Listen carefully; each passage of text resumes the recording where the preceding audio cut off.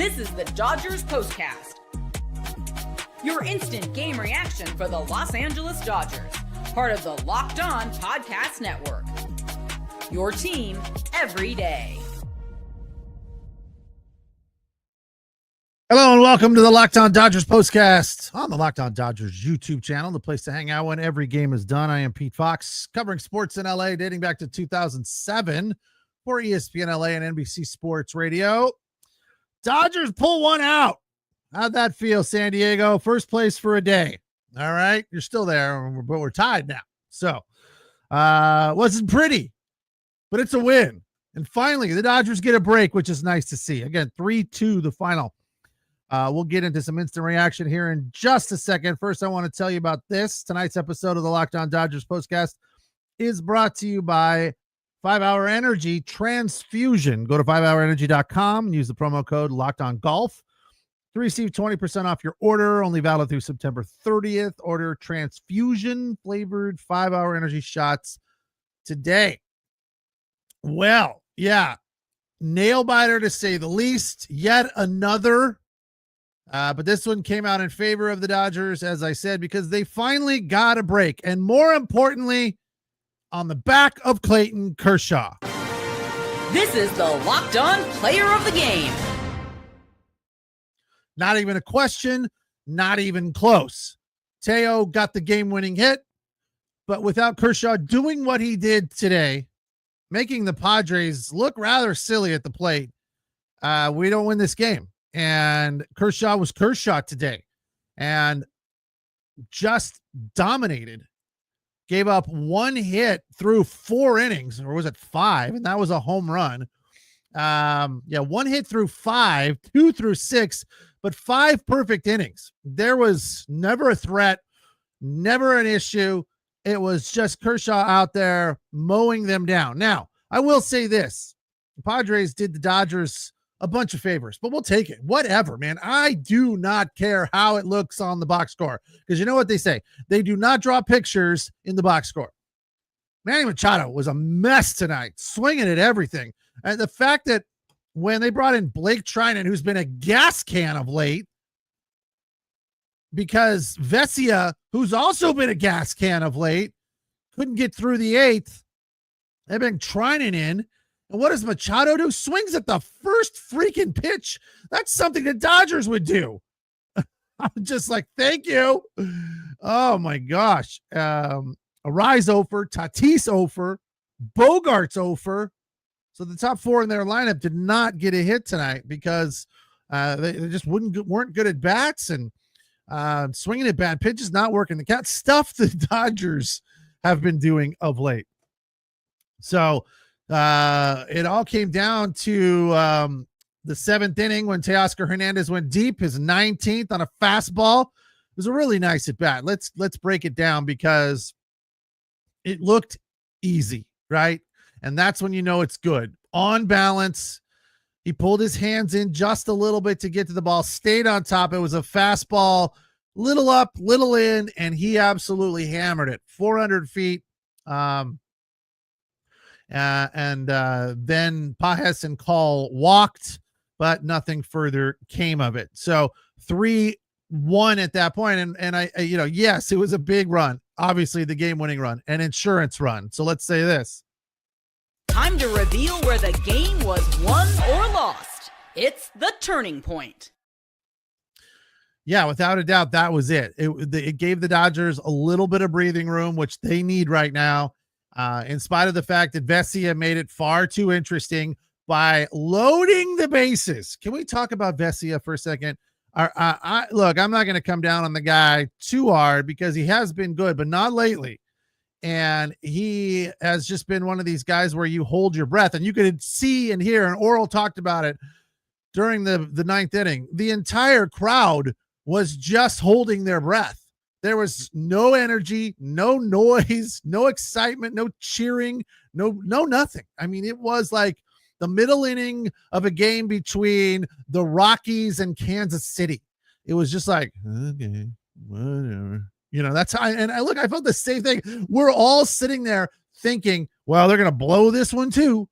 But they didn't. Bruce says Vessi looking gas out. Yeah, look, the whole entire bullpen kind of looks a little out of gas. So the fact is that it's been a problem for the Dodgers since the Toronto third game. The starters haven't been good except for Kershaw, and the bullpen has not been able to hold a lead. We talked about it, 9 of 12 one-run losses for the Dodgers, which is like second in Major League Baseball, if not first, and not a stat that you want to have hanging over your head. So at least today, now with this win, it's 9 of 13. So getting a little bit better. But yeah, Vessi loads the bases after hitting not one, but two guys. And I'm just like, I had left the TV to come in here to, start getting ready for the show. And I usually do that on defensive situations, top of the inning when the Dodgers are at home. And I come back in and I'm just, are you effing kidding me?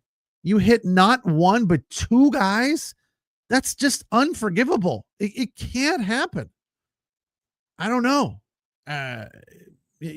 Fortunately, Arise hit that sac fly. And, I think we have to give whoever positions the defense for the Dodgers, bench coach, I don't know who does that, but whoever that was, give that guy a tip of the cap today, because he had Alex Call in left field playing all the way to the line for Arise, who is a left-handed hitter. But they know that he hits the ball over there all the time. So that was nice to see that Alex Call did not have a tough time with that ball right there. But then it was that scored a run though, but that was after loading the bases. It was a walk and a questionable call in the middle of that at bat right there to Tatis. I'm sure a lot of you guys are upset about that. I know Oral was and Joe was, but the fact was that was only strike two. That wasn't a game or a at bat changing call. It was wrong. But Dodgers had one go in their favor, which wasn't quite as bad. I feel like nowadays the check swing kind of hinges on whether or not how far the wrists come through. It's not how far the bat goes. It's kind of where the wrists are.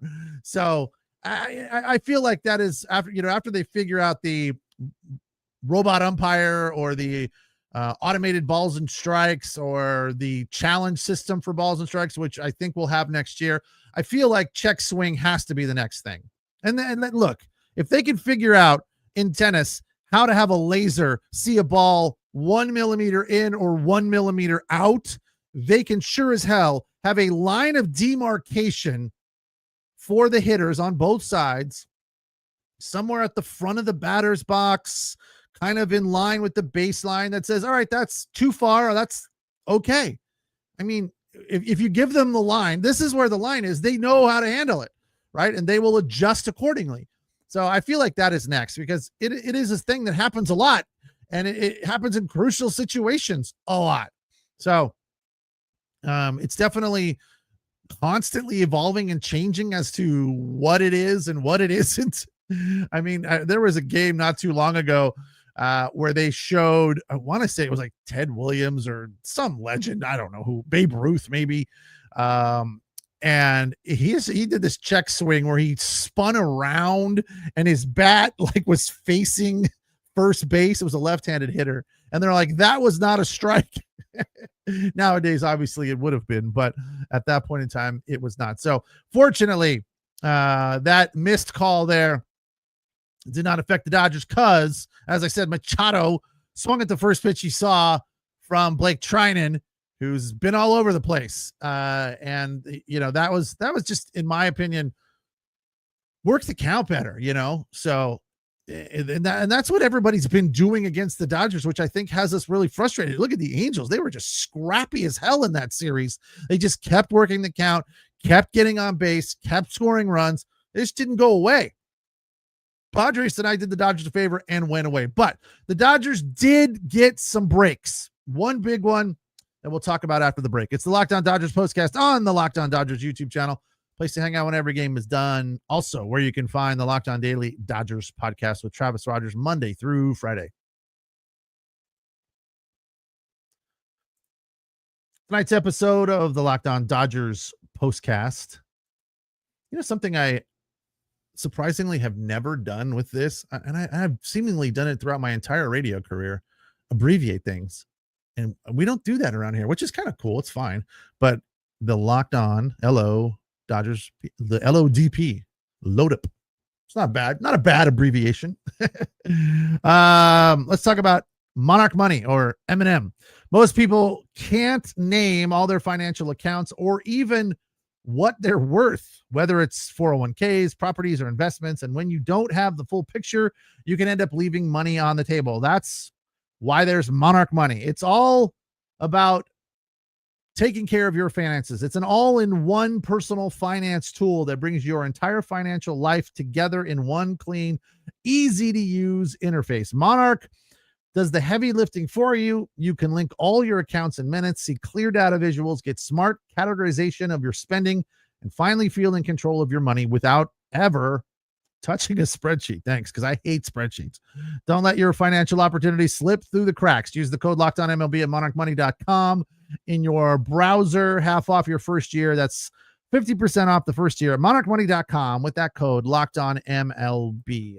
Today's episode also brought to you by 5 Hour Energy. Time to fuel up and turn it up with 5 Hour Energy Transfusion. It brings the bold grape, ginger, lime flavor of your favorite golf drink minus the alcohol into a quick, energizing shot.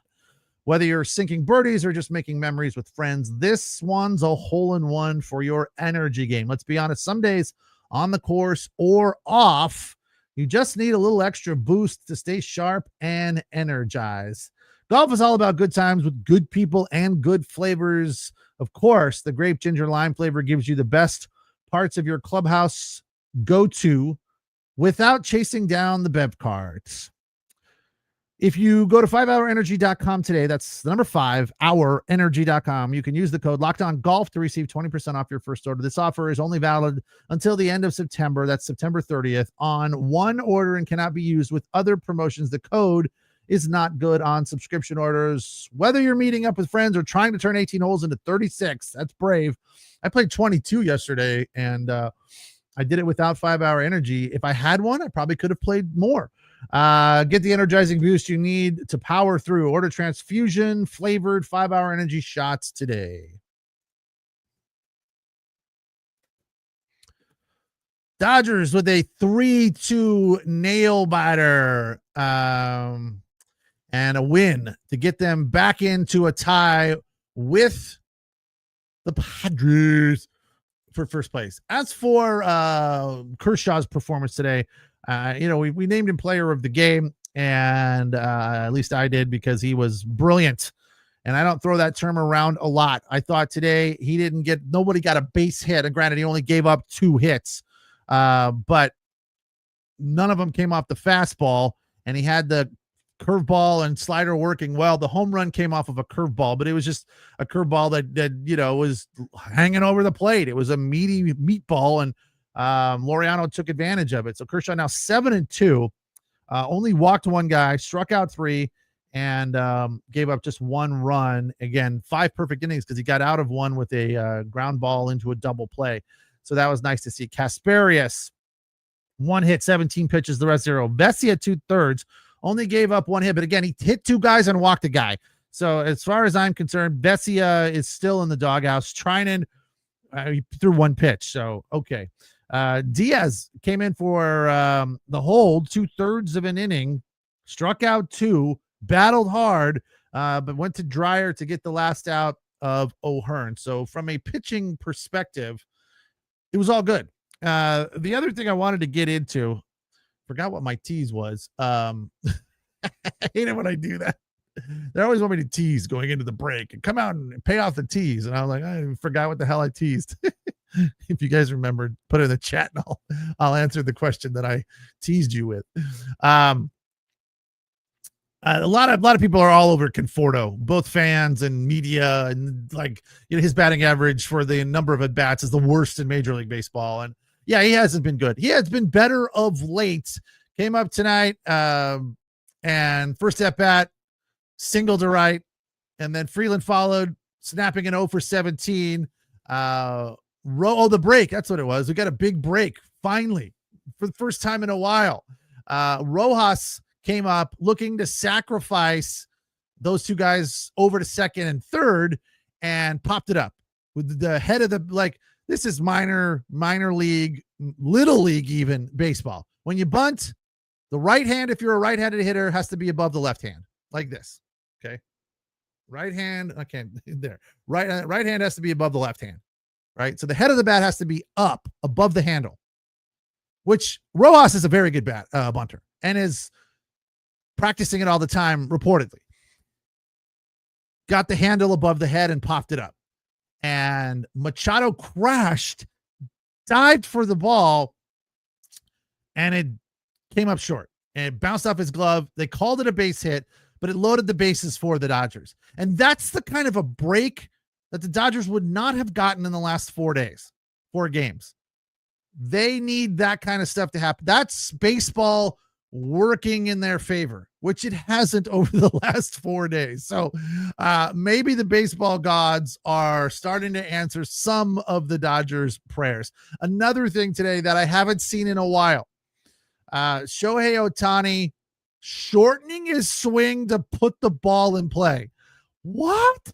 That's like Shohei Ohtani. Yeah, his swing has gotten a little bit shorter, but I haven't seen it that short in a while, where he just made contact and it was it wasn't a base hit or anything. It was a fielder's choice, but with his speed, obviously he beat it out. Then Mookie sack fly to make it 2-1. So he kept the lineup moving by not striking out, something the Dodgers have done a lot of times lately.